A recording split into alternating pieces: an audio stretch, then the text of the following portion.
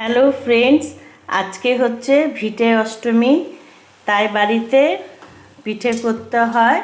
একদিকে দুধ গরম হচ্ছে, আরেকদিকে মোমো স্ট্যান্ডটা চাপিয়েছি। আমাদের পৌষ মাসে ঝুলি বাঁধতে হয়, আর এরকম সিদ্ধ পিঠা করতে গেলে ঝুলি বাঁধতে নেই, তাই মোমো স্ট্যান্ডটা আমি চাপিয়েছি। এটাতে আমি সিদ্ধ পিঠে করব। কেউ কেউ ভাপা পিঠা বলে, কেউ কেউ গাড়গেড়ে পিঠে বলে। আমি ওটাতে দেব, গড়ে রেখেছি। আর এইদিকে দুধ পিঠে করব। দেখো বন্ধুরা, এই স্ট্যান্ডটার মধ্যে গড়ে রাখা পিঠেগুলো আমি দিয়ে দিলাম। 15-20 মিনিট রাখবো, ভাপে হয়ে যাবে আমার।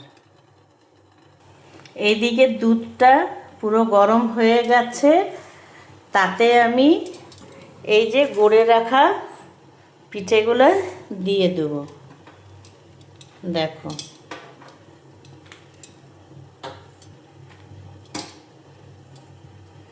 দুটো লোকের জন্য আর কতটা করব বলো।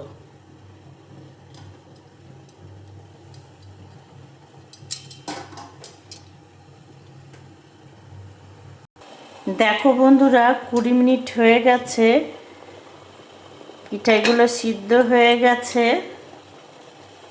আর মা আর শাশুড়িকে এরকম করে জল নিয়ে দিতে দেখেছি, তাই আমিও দিলাম।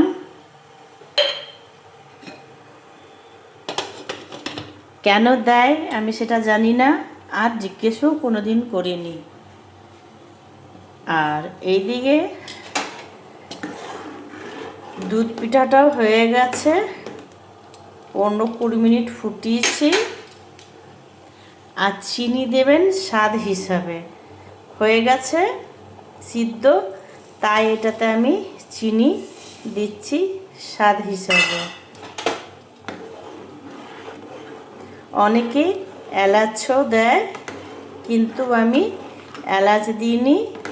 আমাদের বাড়িতে এলাচের গন্ধটা খাবারে কেউ সহ্য করতে পারে না, বিশেষ করে আমার হাজব্যান্ড, তাই আমি এলাচ দিইনি। এলাচ দিলে গন্ধটা কিন্তু খুব সুন্দর বের হয়।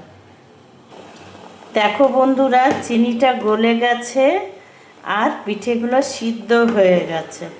দেখো, হয়ে গেছে। এটাকে আমরা দুধ পিঠে বলি। আর এই ভাপা পিঠেটাকে অনেকে বলে গ্যাড়গেড়া, আর অনেকে বলে সেদ্ধ পিঠা। কে কী নামে বলো সেটা আমাকে জানাবে। আমি আমার মতন করে তোমাদেরকে দেখালাম, তোমরা কিভাবে করো সেটা জানাবে।